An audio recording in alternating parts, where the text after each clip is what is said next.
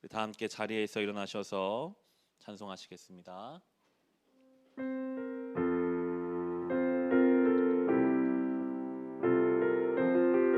지난 일해 동안에 예수 인도했으니 주의 전에 모여서 감사 찬송가 44장입니다. 가장 복된 이날은 하늘 안식표로다. 가장 복된 이날은 하늘 안식표로다. 주의 공로 힘입어 은혜 주심 빌 때에 화목하게 하시고 죄를 벗겨 주소서. 세상 걱정 버리고 은혜 받게 하소서. 세상 걱정 버리고 은혜 받게 하소서. 하나님의 이름을 찬송하러 왔으니 모임 중에 계시고 영광 나타내소서. 기쁜 하늘 잔치에 참여하게 하소서. 기쁜 하늘 잔치에 참여하게 하소서. 주의 기쁜 복음을 모두 듣게 하시고 주의 은혜 베풀어 위로하여 주소서. 주님 오실 때까지 이날 지키리로다. 주님 오실 때까지 이날 지키리로다.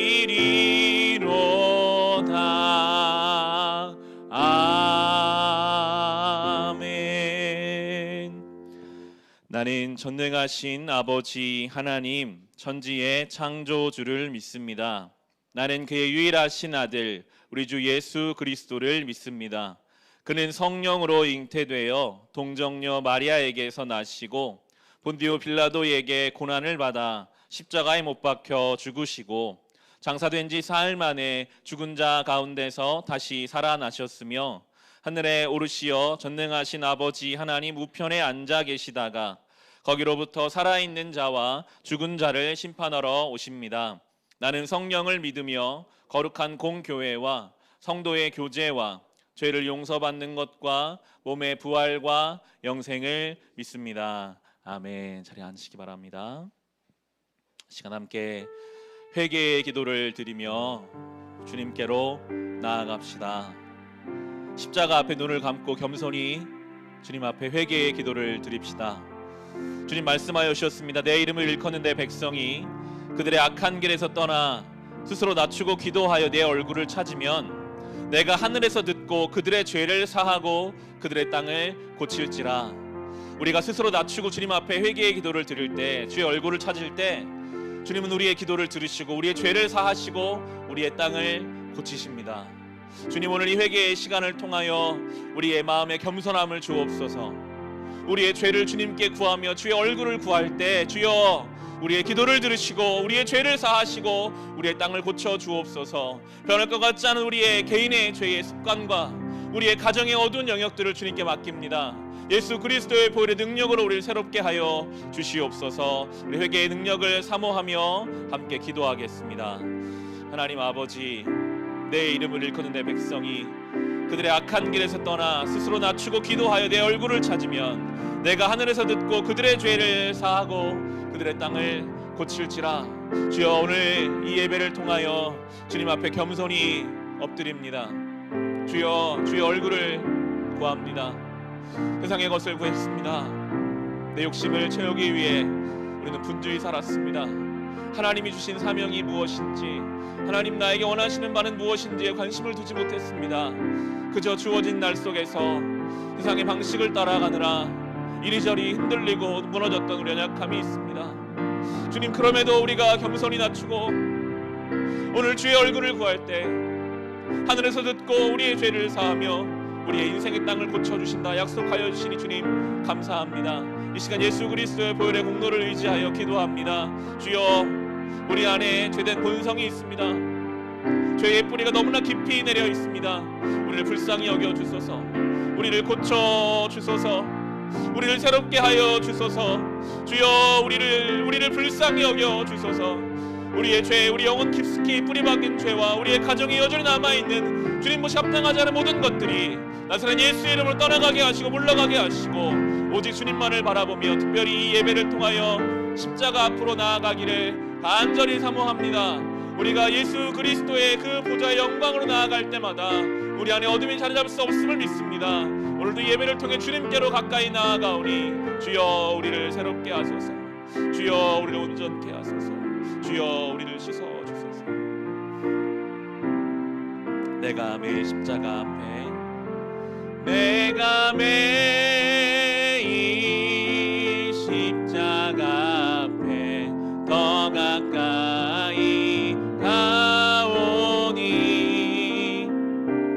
구세 주의 흘린 보배 피로써 나를 정케 내가 매일 십자가 앞에, 내가 매일 십자가 앞에 더 가까이 가오니 구세 주의 흘린 보배 피로써 나를 정케 하소서.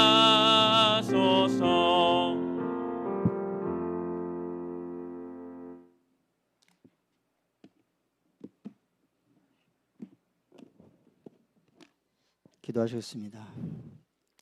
우리를 도우시고 지키시며 우리의 삶을 인도하시는 하나님 감사를 드립니다.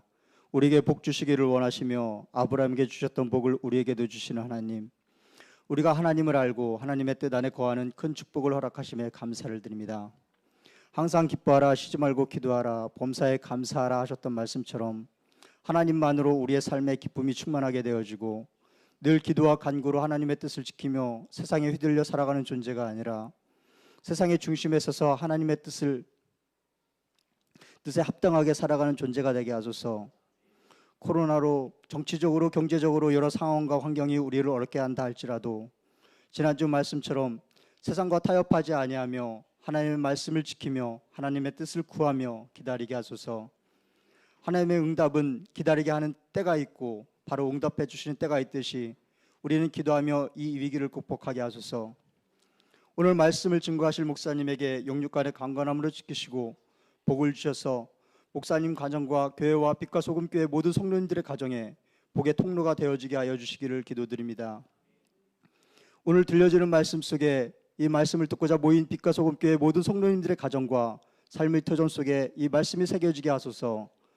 한 주간 살아가는 동안 이 말씀을 붙들고 살아갈 때에 위로가 필요한 이에게 위로가 되게 하시고 근심이 있는 이에게 근심을 거두어 주시는 말씀이 되게 하시며 용기가 필요한 이에게 힘이 되어지는 말씀이 되어져서 모두가 말씀으로 승리케 하소서. 하나님의 영광을 위해 살아가는 존재가 되게 하여 주시기를 간절히 기도드립니다. 예수님의 이름으로 기도드렸습니다. 아멘.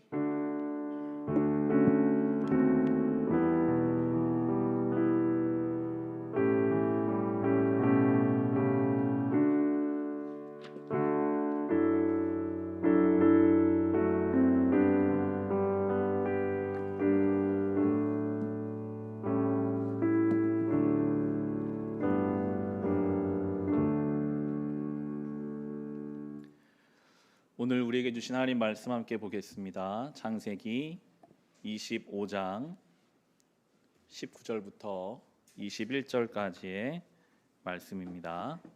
창세기 25장 19절로 21절입니다.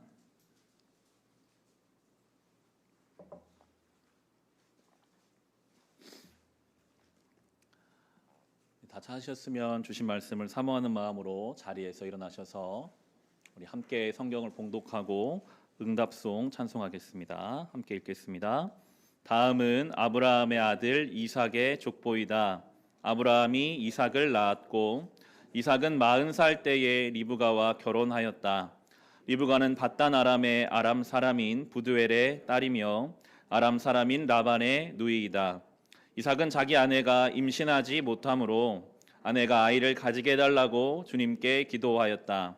주님께서 이삭의 기도를 들어주시니 그의 아내 리브가가 임신하게 되었다. 아멘. 찬송합시다. 이 말씀이 생명샘 되는 말씀 되게 하여 주옵소서. 우리 사모하는 마음으로 찬송하겠습니다. 널리 울리어 퍼지는 생명의 말씀은 마음의 용서와 평안을 골고루 주나니 다만 예수 말씀 듣고 복을 받네. 아름답고 귀한 말씀 생명샘이로다.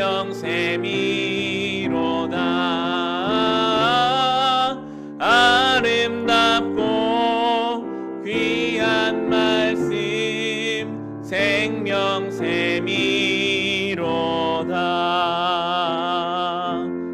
아멘. 자리에 앉으시기 바랍니다. 네, 앉으시면서 옆에 분들과 눈으로 좀 인사할까요? 네, 눈으로 이렇게. 아이고, 이런 어려운 중에 함께 예배드리고 평안하시기를 주님의 이름으로 축복합니다. 네, 감사합니다. 우리가 성경을 묵상해 가다 보면요, 때로 해석하기가 어렵고 난해한 구절들을 만날 때가 있습니다. 성경 안에 몇몇 구절들이 있는데 오늘 우리가 묵상하는 이 창세기 25장의 앞부분의 내용이 그러한 좀 난해한 구절입니다. 우리는 창세기 12장에서부터 아브라함의 생애를 함께 그 믿음의 여정을 따라가고 있습니다. 지난 23장, 24장에서 아브라함이 사랑하는 아내 사라의 죽음 앞에 깊이 슬퍼하고 그를 장사 지냈던 일, 그리고 나서는 자기 아들의 며느리감을 구해주기 위해서 종을 자기 고향에 보냈다가 다시 그 리브가를 데려온 일들을 우리가 2주간에 걸쳐서 살펴봤습니다. 믿음의 여정이었죠. 참 보기에 귀감이 되고 좋은 아브라함의 모습들을 함께 살펴보았는데, 그렇게 인생이 하나님 앞에서 아름답게 마무리되었다라고 성경이 기록하면 큰 무리가 없을 것 같은데, 오늘 본문은 아브라함이 또 다른 아내 그두라라는 여인을 통해서 무려 6명의 아들을 더 낳는 이야기가 25장 1절부터 나오게 되는데요. 이 성경의 설명 앞에서 우리는 당황스러운 마음을 갖게 됩니다. 1절과 2절 말씀입니다. 25장. 오늘 25장 전체를 좀 살펴보려고 하는데요. 1절과 2절 말씀 보시면 제가 읽겠습니다. 아브라함이 다시 아내를 맞아들였는데 그의 이름은 그두라이다. 그와 아브라함 사이에서 시므란과 욕산과 무단과 미디안과 아스박과 수아가 태어났다. 결혼을 또 해서 무려 6명의 아들을 더 낳았습니다. 우리 성경에 지금 다시 아내를 맞아들였다 라고 번역된 이 부분은 원어적으로 많은 성경학자들이 두 가지로 해석을 하고 있습니다. 사라가 죽고 나서 다시 아내를 맞아들였다. 그럼 그때 아브라함 나이가 137세거든요.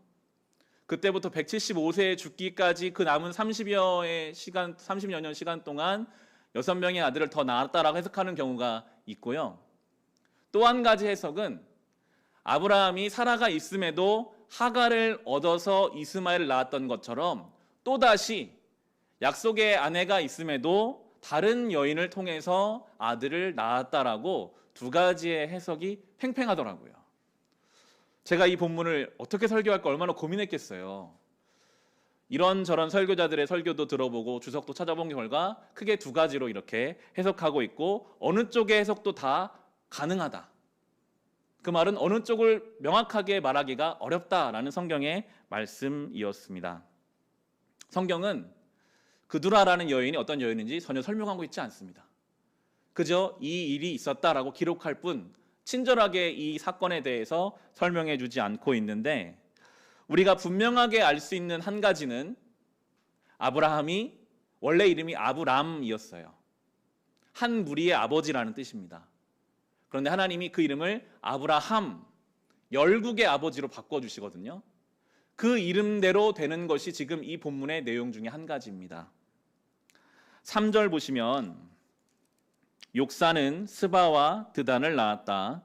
드단의 자손에게서 아수르 사람과 루두시 사람과 루음미 사람이 갈라져 나왔다. 많은 인물들의 이름이 언급되고 있지만 우리에게 익숙한 것은 지금 3절에 나오는 이 아수르, 나중에 아주 강성한 민족이 돼서 북이스라엘을 멸망시키는 데 사용됐던 그 민족입니다. 그리고 2절에 나오는 미디안, 사사기에 나오게 되죠. 이 아브라함의 아들들을 통해서 실제로 많은 민족들이 시작되었습니다. 열국의 아비가 된 것이죠. 하나님의 약속이 이 아브라함을 통해서 성취되고 있다는 것을 성경은 말씀하고 있고요. 더 분명한 것은 오늘 우리가 본문을 통해 살펴보겠지만, 아브라함이 6명을 더 낳든 10명을 더 낳든 간에 하나님이 약속하신 아들은 이삭 하나뿐이라는 것이었습니다. 아무리 아들을 다른 인간적인 방법으로 많이 낳아도 하나님이 정하신 사라를 통해 이삭을 통해 하나님의 구원 역사가 이루어져 갈 것을 우리에게 가르쳐 주시는데요. 이미 창세기 17장에 하나님은 분명하게 말씀하셨어요. 너의 아내 사라가 너에게 아들을 낳아줄 것이다. 아이를 낳거든 이름을 이삭이라고 하여라. 내가 그와 언약을 세울 것이니 그 언약은 그 뒤에 오는 자손에게도 영원한 언약이 될 것이다. 창세기 17장 19절에서 하나님은 분명하게 사라를 통해 이삭을 줄 것이다. 그가 나의 약속의 아들이다 라고 말씀하셨고요. 로마서 9장 7절에서도 아브라함의 자손이라고 해서 다 그의 자녀가 아닙니다. 다만 이삭에게서 태어난 사람만을 너의 자손이라고 부르겠다 하셨습니다. 신구약 성경이 다 말합니다. 오직 하나님의 약속의 자녀 이삭만이 하나님이 그를 통해 구원 역사를 이루어 가실 약속의 자녀이다라고 말하고 있습니다. 그두라라는 여인을 통해 6명의 아들을 더 낳았고 강성한 민족을 이루었어요. 아수르는 대단한 민족이 되거든요. 미디안도 아주 강력한 민족이 되죠. 그런데 성경은 이후로 그들을 크게 다루지 않습니다. 더 이상 그들을 많이 언급하지 않아요. 언급할 때는 오히려 하나님께 대적하고 하나님 백성들에게 대적할 때에만 언급되고 있습니다. 성경은 우리에게 분명하게 말씀합니다. 아무리 아브라함의 아들들이라 할지라도 하나님의 약속을 통해서 하나님의 은혜와 하나님의 구원 역사를 이루어가는 이삭이 있고, 인간적인 방법으로 얻은 아들들은 또 그 길을 가고 있다라고 우리에게 말씀하므로, 저와 여러분은 아브라함의 영적인 후손이잖아요. 우리의 삶에는 많은 우리의 결정의 결과물들이 있습니다. 그 중에는 우리가 믿음으로 행하여 얻는 이삭과 같은 믿음의 결과물들도 있고, 그두라를 통해 얻은 6명의 아들과 같이 인간적인 방법으로, 인간적인 생각으로 얻은 인생의 결과물들도 있습니다. 성경은 오히려 6배나 더 많다. 이스마엘까지 하면 7배가 되겠죠. 더 많은 영역에 있어서 믿음이 없이 인간적으로 행한 일들이 더 많을 수도 있다라고 우리에게 가르쳐 줍니다. 성경은 이제 아브라함의 죽음을 기록하거든요. 아브라함이 죽기 전에 마지막으로 한 것이 바로 이 약속의 아들 이삭과 나머지 아들들을 구분한 거였어요. 나머지 아들을 동쪽으로 보냅니다. 오늘 본문의 5절과 6절입니다. 아브라함은 자기 재산을 모두 이삭에게 물려주고 첩들에게서 얻은 아들들에게도 한 몫씩 나누어 주었는데, 그가 죽기 전에 첩들에게서 얻은 아들들을 동쪽 곧 동방 땅으로 보내어서 자기 아들 이삭과 떨어져 살게 하였다. 죽기 전에 이삭에게 그리고 나머지 아들들에게 유산을 나누어 주고 나머지 아들들은 동쪽으로 떠나가게 했습니다. 때로 우리는 본문을 읽으면서 그런 의문을 던져요. 하나님 너무하신 거 아닌가? 그드라의 아들들은 어떤 심정이었을까라고 생각할 수 있으나 하나님은 이삭만 더 사랑하셨던 것이 아니라 만약에 그드라의 아들들 중에서도 내가 아버지가 믿는 하나님을 온전히 믿고 싶습니다. 그러한 결단으로 섰다면 하나님이 그를 사랑하셨을 겁니다. 하나님은 그런 분이시니까요. 그런데 그들은 하나님을 온전히 따르지 않았습니다. 어릴 때부터 아버지 밑에서 자랐고 그들이 받은 유산이라는 것이 다 하나님이 주신 것임에도 불구하고 지금 그들이 동쪽으로 가고 있잖아요. 창세기에서 동쪽은 늘 죄의 방향입니다. 가인이 자기 동생을 죽이고 나서 에덴의 동쪽 노시라는 땅으로 갔고 바벨탑을 세운 이들도 동쪽으로 가다가 바벨탑을 세웠고요. 아브라함의 조카 롯이 아브라함을 떠나 소돔 땅으로 가는 방향도 동쪽이었습니다. 성경은 동쪽이라는 방향을 죄의 방향으로 지금 창세기에서는 말하고 있거든요. 이 아브라함의 다른 아들들은 하나님이 원하시는 방향으로 가기를 원치 않았어요. 그저 내가 번성할 수 있다면, 내가 잘 살 수 있다면 하나님 없이도 나는 동쪽, 내 죄된 인생을 가겠다는 아들들이 있었던 것이죠. 이제 더 이상 그들은 하나님의 역사에 기록되지 않습니다. 이방 민족이 되어버립니다. 오히려 하나님께 대적하는 사람들이 되어버립니다. 이삭보다 먼저 태어났던 이스마엘도 마찬가지죠. 오늘 본문은 이스마엘의 자손들도 언급합니다. 12절에 보시면요, 사라의 여종인 이집사람 하갈과 아브라임 사이에서 태어난 아들 이스마엘의 족보는 이러하다 하면서 이스마엘은 무려 12명의 아들을 낳았어요.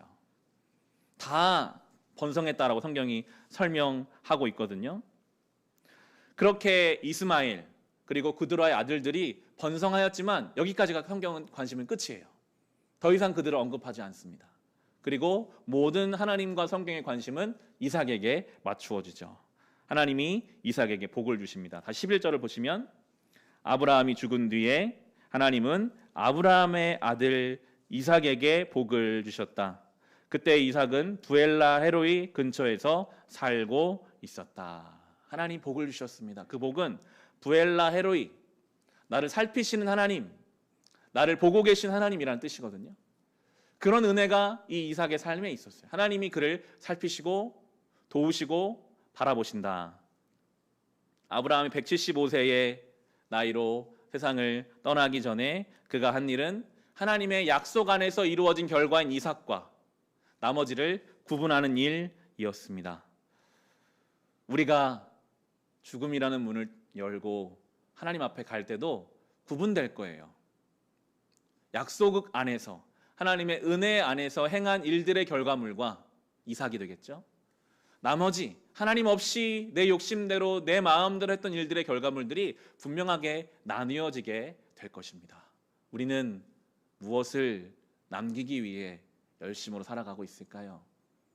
혹시 우리가 6대1, 7대1의 비율로 하나님 원치 않는 것들만 열심으로 남기려고 애쓰며 살아가고 있지는 않을까요? 갈라디아서 4장 28절은 우리를 그렇게 설명합니다. 형제자매 여러분, 여러분은 이삭과 같이 약속의 자녀들입니다. 예수 안에서 저와 여러분은 이삭과 같이 약속의 자녀들이에요. 감사하게도 우리는 하나님의 약속의 자녀가 되었습니다. 이 코로나 가운데도 여러분이 마스크를 쓰고 교회에 나왔다는 것만으로도 우리가 약속의 자녀라는 증거가 되겠죠. 이 시간에 영상을 통해 예배를 드리고 계신 여러분도 분명하게 약속의 자녀라는 증거가 될 것입니다. 하나님을 떠나 동쪽으로 가버린 그 자녀들은 아무리 번성하여도 하나님 밖에서의 번성은 하나님 안에서는 의미가 없어요. 여러분, 아무것도 아니라고 성경은 말하고 있습니다. 오히려 그들은 그 번성함으로 하나님의 자녀들을 공격하죠. 하나님을 대적합니다. 그럼 우리가 붙잡아야 할 약속은 무엇입니까? 예수 그리스도예요. 그분의 십자가의 죽으심과 부활, 복음이 바로 우리가 붙잡아야 할 약속입니다. 이 복음의 능력과 그 복음의 생명을 나의 삶에 적용함으로 이루어지는 그 결과물만이 하나님 앞에 우리가 얻는 믿음의 결과물이 되는 것입니다. 약속의 자녀, 이삭, 하나님이 그에게 복을 주셨다라고 말씀하시는데 그의 삶은 어땠을까요? 아무런 문제가 없고 하는 일마다 잘 되고 그런 삶이었을까요? 그런데 그게 아니에요.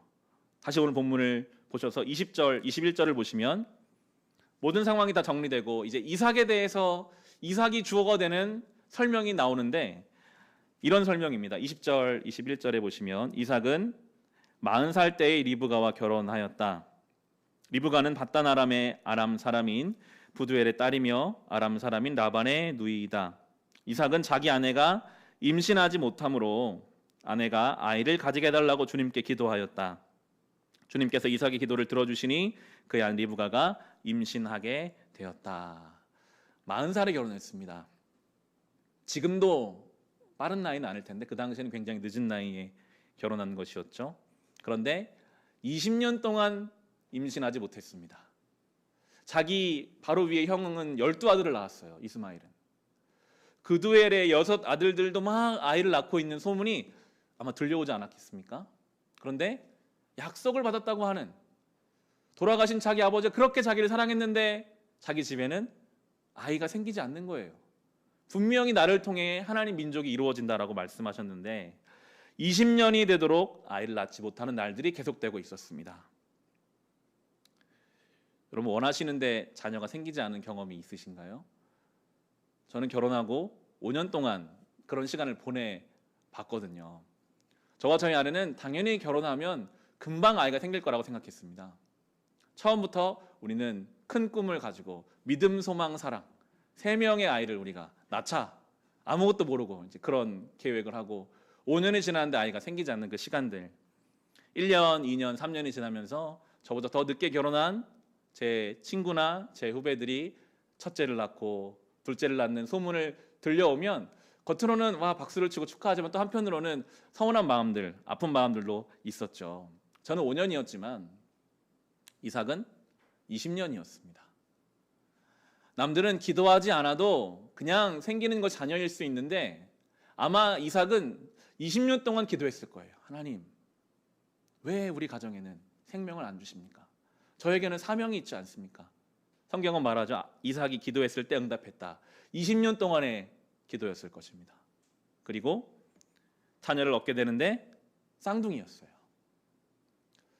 지금도 쌍둥이는 고위험군에 들어갑니다. 아마 그 당시에 쌍둥이를 출산하는 과정에서 많은 산모들이 죽었을 거예요. 실제로 리브가가 굉장히 어려워하거든요. 태 안에서 많은 다툼이 있다라고 말하고 있습니다. 굉장히 어렵게 두 자녀를 얻었습니다. 60의 나이에 얻은 에서와 야곱이죠. 다음 주 살펴보겠지만 그렇게 얻은 아들들이 좀 성품도 온화하고 사이가 좋으면 좋을 텐데 전혀 그렇지 않았어요. 굉장히 이기적이고 투쟁적이고 자기밖에 모르고 싸움이 일어나는 그러한 가족입니다. 많은 것도 바라는 것이 아니고 그냥 평범하고 무탈하면 좋겠는데 평범과 무탈이 안 되는 것이 지금 이삭의 가정이었던 것입니다. 하나님 복을 주신다고 하는데, 하나님의 살피심이 있다라고 하는데 그 이삭의 삶에는 오히려 평범하지도 못한 것 같고 무탈하지 못한 것 같은 그러한 삶을 살아갑니다. 번성함도 늦어지고, 그러나 성경은 말합니다. 그러나 그의 삶에 하나님의 도우심과 하나님의 약속과 하나님의 손길이 있다.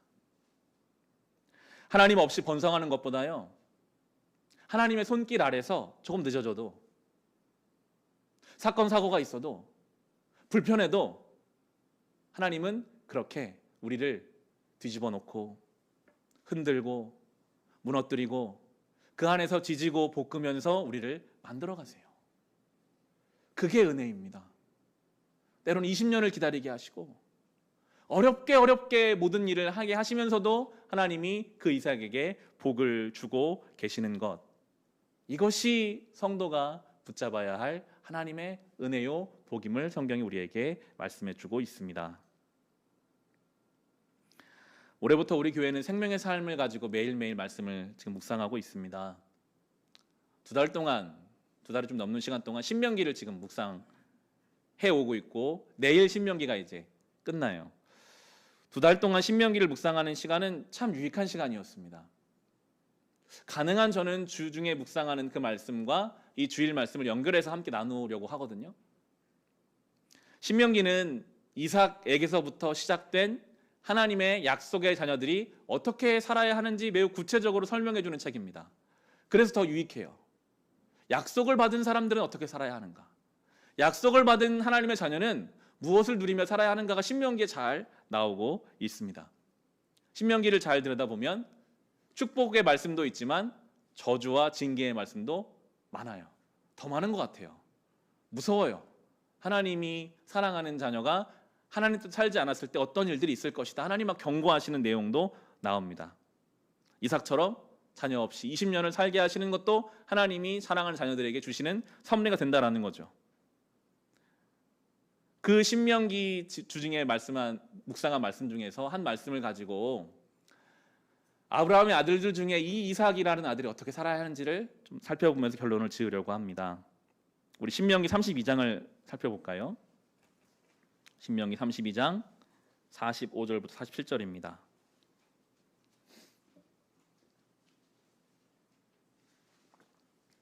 구약성경 288페이지입니다. 신명기 32장 45절로 47절. 모세가 죽기 전에 유언으로 하는 이야기가 여기에 적혀 있죠. 45절 47절 제가 읽겠습니다. 모세가 이 모든 말을 온 이스라엘 사람에게 한 뒤에 그들에게 말하였다. 오늘 내가 당신들에게 증언한 모든 말을 당신들은 마음에 간직해두고 자녀에게 가르쳐 이 율법의 모든 말씀을 지키게 하십시오. 율법은 단지 빈 말이 아니라 바로 당신들의 생명입니다. 이 말씀을 순종하십시오. 그래야만 당신들이 요단강을 건너가 차지하는 땅에서 오래오래 살 것입니다. 요단강을 건너가 하나님이 약속하는 땅에 사는 것이 약속의 자녀의 삶이에요. 하나님의 말씀대로 살아가십시오. 자녀에게 이 말씀을 가르치십시오. 빈 말이 아니라 이 하나님 말씀을 생명으로 삼으십시오. 그래야만 약속의 자녀로 살아갈 것입니다 라고 가르쳐주고 있어요. 새벽에 이 말씀을 나누면서요, 이게 참 우리의 신앙의 구체화될 수 있는 내용이 되겠다. 이것이 약속을 받은 우리가 살아가야 할 길이 되겠다라고 묵상하게 되었습니다. 첫 번째가 말씀을 간직하는 것입니다. 46절에 나오죠. 당신들은 마음에 간직해두고. 하나님 말씀을 우리가 간직하지 않으면요, 참 말씀은 금방 잊혀지는 것 같아요. 그런 고백을 가끔 듣거든요. 말씀을 들었는데 저 문 밖에 나가자마자 잃어버릴 때가 참 많습니다. 들어도 이 말씀이 잘 남지가 않습니다. 그게 우리의 본성이에요. 성경이 말하잖아요. 그 말씀을 간직해두라. 간직해야 돼요. 그러지 않으면요, 자꾸만 빼앗아갑니다. 여러 가지 일들로 끊임없이 우리 안에 이미 허락된 하나님 말씀을 가져가려고 해요. 그래서 우리는 의식적으로 의지적으로 하나님 말씀을 간직하기 위해 노력해야 합니다. 그게 바로 말씀을 묵상하는 것이죠. 말씀 안에 머무는 것입니다. 우리 교회를 위해 기도할 때 저는 늘 우리 교회 성도들이 주의 말씀을 묵상하는 사람들, 하나님 말씀에 머무는 사람들, 말씀을 간직하는 사람들 되기를 기도하는데요. 예수님이 이렇게 말씀하셨어요. 요한복음 8장 31절에 예수께서 자기를 믿은 유대 사람들에게 말씀하셨다. 너희가 나의 말에 머물러 있으면 너희는 참으로 나의 제자들이다. 그리고 너희는 진리를 알게 될 것이며 진리가 너희를 자유롭게 할 것이다. 예수를 믿는 자들에게 말씀하시길 뭐라고 하셨냐면 나의 말에 머물러 있으면 너희는 참으로 나의 제자들이다. 믿어도요, 하나님 말씀 안에 머물러 있지 않으면 참 제자가 아닐 수 있다라는 주님 말씀이죠. 믿는다는 것이 무엇입니까? 제자가 된다는 것은 무엇입니까? 주의 말씀에 머물러 있는 사람들입니다. 그때야 우리가 비로소 진리 안에 참된 자유를 누리게 돼요. 안 그러면 여러분, 여러분의 마음을 끊임없이 말씀이 아닌 다른 것들이 붙잡으려고 하고요, 우리 안에 참된 자유는 사라져갈 것입니다. 그 말씀 안에 머물러 있을 때 우리는 참된 자유를 누리며 주님의 제자로 살아가는 것입니다. 말씀을 간직하십시오. 말씀을 깊이 묵상하시기를 바랍니다. 그리고 나서 또 신명기에서는 자녀에게 가르치라 라고 하셨어요. 가르칠 때 그 가르치는 사람이 제일 잘 알게 되는 것 같아요. 자녀에게 말씀을 가르치려면 그 말씀을 내가 먼저는 잘 알고 그 말씀대로 살아야 돼요. 제가 중고등부 청년사역을 교회 개척하기 전에 했었거든요. 교회에서 많은 청년들, 학생들이 우리 부모님은 교회에서 중직자이지만 교회에서의 그 모습과 가정에서의 모습이 달라서 내가 신앙적 방황을 했습니다라는 친구들이 꽤 많이 있더라고요. 아무리 사랑을 말하면 무엇하겠습니까? 가장 가까운 내 배우자를 사랑하지 못한다면 그 말은 힘이 있을 수가 없죠. 성경이 말하는 자녀는 단순히 육신의 자녀만은 아닐 것입니다. 내가 책임져야 할 영적인 자녀들이 있습니다. 내 주변에 나보다 더 뒤늦게 신앙을 시작하는 사람들이 있습니다. 그들에게 나의 책임이 있어요. 내가 그들에게 예수 그리스도를 전달하기 위해서 예수님의 사랑을 내가 말하면서 최소한 나의 삶에 예수님을 닮지는 못하도 닮으려고 하는 몸부림이 없다면 가르칠 수 없죠. 가르치는 것이 나에게 복입니다. 여러분의 자녀에게, 여러분 주변 누군가에게 이 복음을 가르치는 삶을 살아가시기를 바랍니다. 그리고 나서 말씀하는 것이 율법은 단지 빈 말이 아니라 바로 당신들의 생명입니다 라고 말씀하세요. 47절이죠. 빈 말. 그래 예수님 살아계시지. 예수님 십자가지. 그냥 지식 구호가 아니라는 거예요. 이 말씀은 우리의 생명이 되어야 합니다. 아브라함의 약속 아들들 중에서 약속의 자녀 이삭만이 남았듯이 우리의 생활 속에서 말씀을 가지고 살아내는 것만이 믿음의 결과물로 남습니다. 우리의 말씀은 예수 그리스도잖아요. 그 예수의 십자가와 예수의 헌신과 예수의 사랑을 가지고 나의 삶에 적용시키는 것이 그것이 생명이에요.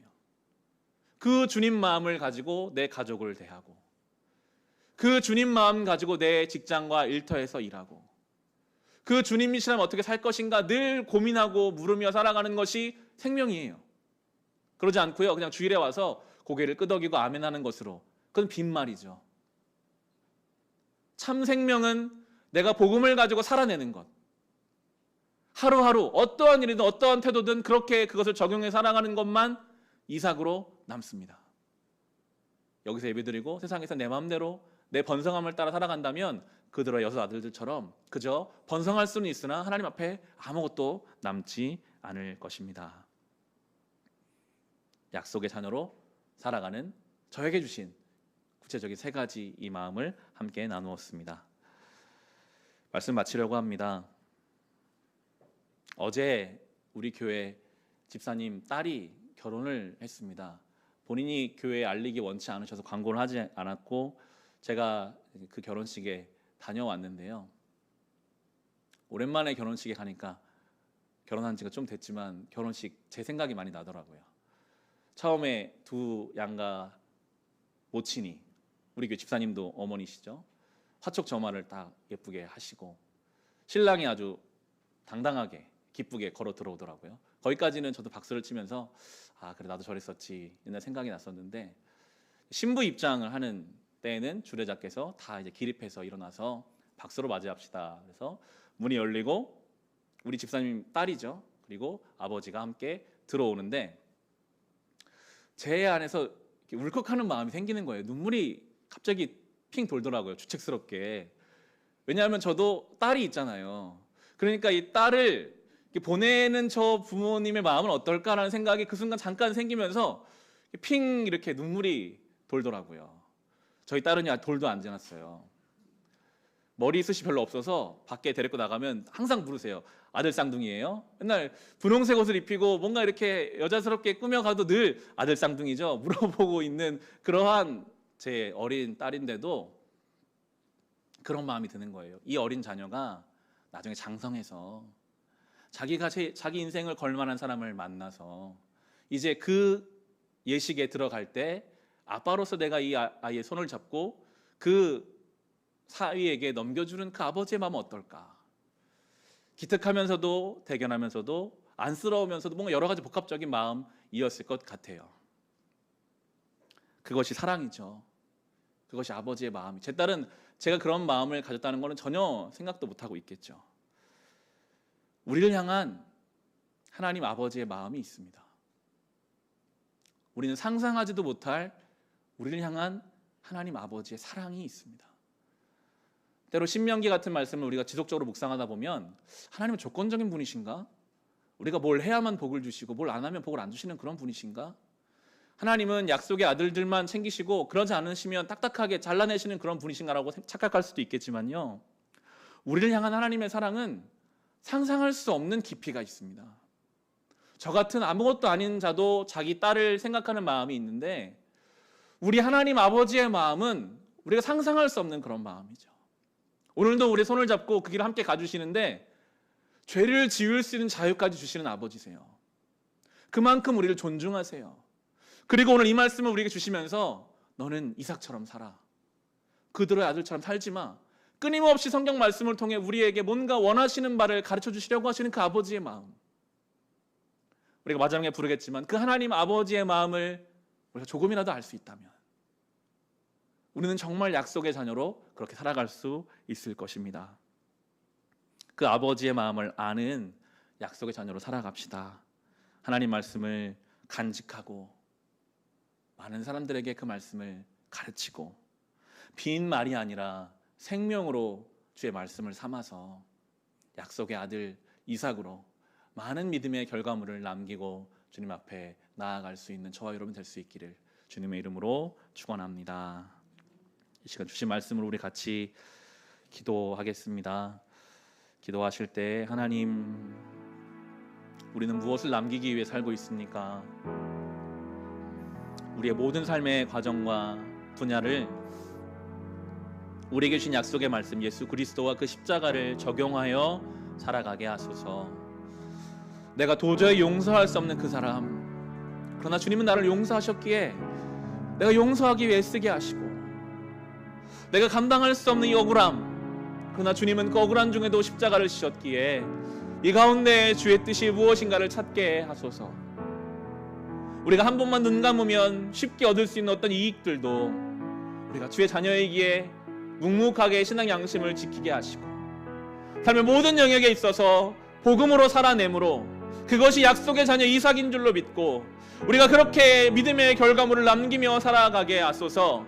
하나님 아버지의 마음을 알기 원합니다. 우리를 향한 말할 수 없는 깊이 있는 그 사랑, 오늘도 우리의 손을 잡으시고 그러나 자유의지를 주셔서 죄를 짓는 것까지 참으시는 그 주님의 사랑을 알게 하여 주시옵소서. 받은 말씀과 우리 개인의 기도 제목으로 같이 기도하겠습니다. 하나님 아버지, 하나님 아버지, 하나님 아버지, 감사합니다. 우리를 향한 하나님의 사랑이 있습니다. 말할 수 없는 그 눈물이 있습니다. 이 말씀을 주셔서라도, 반복되는 이 말씀을 통해서라도 제발 저 세상에 없어져 버릴 것들을 위하여 살아가지 말고 오늘도 복음 안에서, 이 복음의 섭리 안에서 주님 원하시는 길을 살아가라고 말씀하여 주시는 주님. 주여, 그러나 우리는 지혜 없습니다. 어떻게 사는 것이 주님 원하시는 길인지 모를 때가 많사오니 주여 가르쳐 주소서. 성령이여, 우리를 도우시는 보혜사 성령이여, 우리 안에 역사하심으로 우리가 매일매일 삶의 자리에서 주의 말씀을 간직하며 사랑하는 자들에게 말씀을 가르치며, 하나님 아버지, 이 말씀이 빈 말이 아니라 우리의 생명 되기를 원합니다. 이 말씀을 생명 삼아 하루를 살기를 원합니다. 말 한마디, 행동 하나, 어떤 결정 하나 앞에서도 하나님 앞에, 예수의 십자가 앞에 그것을 기준 삼아 비추어 보고 아버지 이 길을 걸어가게 하여 주시옵소서. 주님, 오 주님, 우리를 향한 주님의 그 한량없는 사랑, 우리는 측량할 수 없는 주님의 그 은혜, 그것을 더 알기 원합니다. 더 깨닫기 원합니다. 깊이 체험하기를 원합니다. 주여, 주여, 우리를 향한 주님의 그 사랑 앞에 엎드립니다. 그리하여 우리가 이 세상의 삶을 마치고 주님 앞에 사는 그날에 이삭, 약속의 자녀 그 이삭, 약속의 결과물 그 이삭을 가지고 주님 앞에 나아가게 하소서. 믿음으로 살아내게 하소서. 복음으로 살아내게 하소서. 예수의 십자가로 살아가게 하소서. 주님 우리를 도우시고 돌보시며 인도하시고 함께하여 주시옵소서.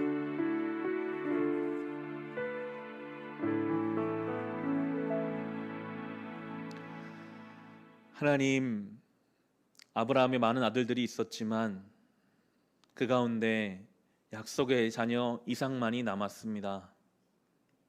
우리가 많은 삶의 결과물을 남깁니다. 언젠가 우리는 이 땅을 떠나게 될 것인데 그날에 우리도 허락받은 이 복음의 약속으로 살아감으로 많은 믿음의 결과물을 주님 앞에 남기며 올려드리며 살아가게 하옵소서. 복음으로 삶에 적용하여 살기를 원합니다. 관계 맺음에 있어서, 재정에 있어서, 저 세상을 바라보는 관점에 있어서, 우리의 말과 행동과 태도에 있어서 이 복음의 약속이 빈 말이 아니라 그저 교회에만 있는 것이 아니라 우리의 생명이 된 줄을 믿습니다. 순간순간 이 말씀을 적용하고 복음을 적용하여 살아감으로 하나님께서 기뻐하시는 믿음의 삶이 되게 하여 주시옵소서. 강제하지 않으시고 오늘도 우리의 손을 잡으시고 우리를 이 말씀으로 가르치시는 주님의 그 사랑이 얼마나 큰지요. 그 사랑 알기를 원합니다. 늘 그 사랑 안에 주의 말씀을 깊이 묵상하며 말씀 안에 머물며 주의 참된 제자로 살아가게 하옵소서. 예수님의 이름으로 기도합니다. 아멘. 교회 소식을 전하겠습니다. 주보 교회 소식면을 참고하시면 좋겠습니다. 저희 교회 등록을 원하시면 새가족 카드를 작성하시는 헌금함에 넣어주시면 안내를 해드립니다. 세번역 성경을 저희는 사용하고 있습니다. 성경책은 드립니다. 별도로 구매하지 않으셔도 되겠습니다. 여전히 확진자가 대전에서 또 세종에서 나오고 있는 상황입니다. 계속해서 마스크를 쓰고 거리를 두고 예배를 드리게 됩니다. 당분간은 주일 식사도 순모임도 모이지 않습니다. 수요 예배가 풍성한 삶의 기초 책을 가지고 진행하고 있습니다. 예배에 대해서 다루었고 기도에 대해 다루었는데요. 참 신앙의 중요한 내용 다루어지고 있습니다. 예배의 자리에 나오시고 또 유튜브를 통해서 중계되니까요. 함께 참여하시면 좋겠습니다. 어린이 예배가 지난주부터 시작되었습니다. 위에서 기도를 부탁드립니다. 신규 직분자 교육이 이번 주 수요일 예배 오전과 저녁 편하신 시간에 그리고 토요일 새벽 예배 후에 있습니다. 우리 교회는 새가족으로 등록하시면 성도로 일괄적으로 호칭되고요. 그리고 나서 이 직분자 교육을 마치시면 그때 집사 혹은 권사로 또 받은 직분으로 그렇게 호칭되게 됩니다. 참고하시고요. 온라인 신방 계획하고 있습니다. 줌이나 카카오 페이스톡을 통해서 보지 못하고 있는 성도들 또 나누지 못하고 있는 기도 제목들을 나누려고 준비 중입니다. 위에서 관심과 기도를 부탁드립니다. 생명의 삶 지금 신청받고 있습니다. 아마 오늘까지 신청해 주시면 다음 주일 오실 때 받을 수 있으실 것 같은데요. 시편 말씀 묵상 시작되고 로마서 말씀이 시작됩니다. 한 달에 한 번 책을 바꾸는 게 좋은 것 같아요. 이전 것은 지나갔으니 신명기는 이제 끝났으니 편안한 마음으로 다시 시편 말씀 같이 묵상할 수 있으면 좋겠습니다. 새벽 예배 때 나누니까요. 새벽에 오시는 분들은 책을 가지고 오셔서 이렇게 적고 하시더라고요. 참 좋습니다. 날마다 말씀을 같이 묵상할 수 있었으면 좋겠습니다. 우리 자리에서 일어나셔서 찬송으로 예배를 마치겠습니다. 하나님 아버지의 마음을 우리가 측량할 수 없는 그 마음을 우리가 알고 한 주를 살아갑시다. 앞에도 가사가 또 악보가 나옵니다. 찬송하겠습니다. 아버지 당신의 마음이 있는 곳에 나의 마음이 있기를 원해요. 아버지 당신의 눈물이 고인 곳에 나의 눈물이 고이길 원해요. 아버지 당신이 바라보는 영혼에게 나의 두 눈이 향하길 원해요. 아버지 당신이 울고 있는 어두운 땅에 나의 두 발이 향하길 원해요. 나의 마음이 아버지의 마음 알아. 내 모든 뜻 아버지의 뜻이 될 수 있기를. 나의 온 몸이 아버지의 마음 알아. 내 모든 삶 당신의 삶 되기를. 처음부터 합시다. 아버지 당신의 마음이 있는 곳에 나의 마음이 있기를 원해요. 아버지 당신의 눈물이 고인 곳에 나의 눈물이 고이길 원해요. 아버지 당신이 바라보는 영혼에게 나의 두 눈이 향하길 원해요. 아버지 당신이 울고 있는 어두운 땅에 나의 두 발이 향하길 원해요. 나의 마음이 아버지의 마음 알아. 내 모든 뜻 아버지의 뜻이 될 수 있기를. 나의 온 몸이 아버지의 마음 알아. 내 모든 삶 당신의 삶 되기. 십자가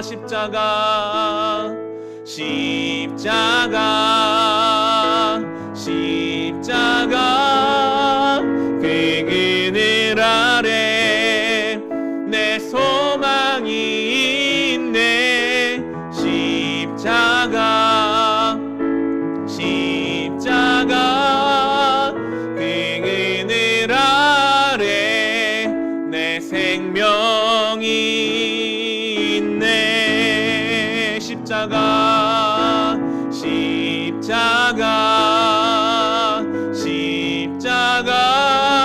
그 그늘 아래 내 소망이 있네. 십자가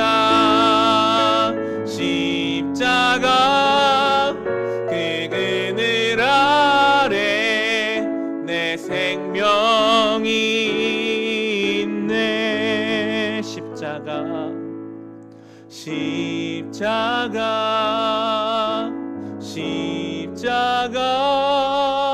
그 그늘 아래 내 소망이 있네.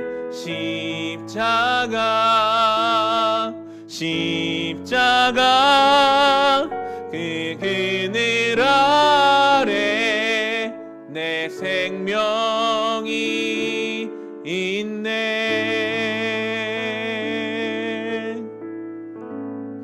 하나님, 십자가의 그 그늘 아래 우리 유일한 소망이 있습니다.